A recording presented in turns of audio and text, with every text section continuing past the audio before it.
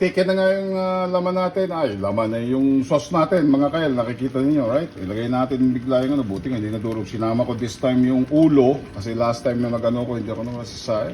May laman, no? Sarap po. Ito natin.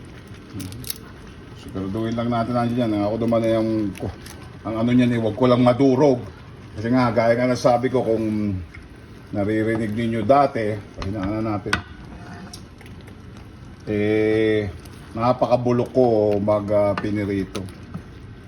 Pero yun nga, paliguan lang natin ng sarsa yan. Pero mga kael, ayan na, nakita nyo, with black beans yan ha. Escabeche. Ganun lang kasimple. Pinaghalo-halo lang ni Mr. El Diablo, ano. Hindi ko siguro babalik rin, pero sisiguraduhin natin naligo na siya ng ano. Yan, yan. Sarap buti dinagdagan ko ng ano, ng sarsa.